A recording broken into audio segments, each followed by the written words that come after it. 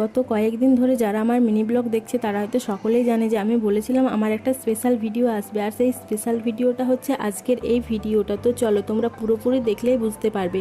আজ আমরা সবাই মিলে যাচ্ছি দীঘা, আমার মা, বাবা, দিদি আর পিকু, আমরা সবাই মিলে যাচ্ছি দীঘা। তোমরাও আমার ভিডিওটি দেখতে থাকো, ভালো লাগলে কিন্তু লাইক করো। তো তোমাদের সাথে গল্প করতে করতে চলে এলাম দীঘাতে। আর হ্যাঁ, দীঘাতে যাব, সমুদ্রে স্নান করব না সেটা তো কখনো হয় না। তো এইদিকে এসে আমরা সকাল 6টায় বাড়ি থেকে বেরিয়েছিলাম আর এখানে পৌঁছে গেছি সকাল 9টা। তো 9টা এসে আমরা সমুদ্রে প্রচুর স্নান করেছি, প্রচুর মজা করেছি, আনন্দ করেছি। সেগুলো সব ভিডিও কিন্তু আমি তোমাদের সাথে শেয়ার করব।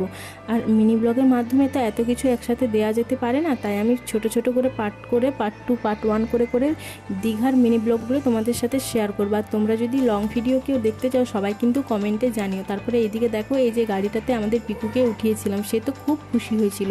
তো চলো, আজকের ভিডিওতে ভালো লাগলে লাইক করে দিও। পরবর্তী ভিডিওর জন্য কিন্তু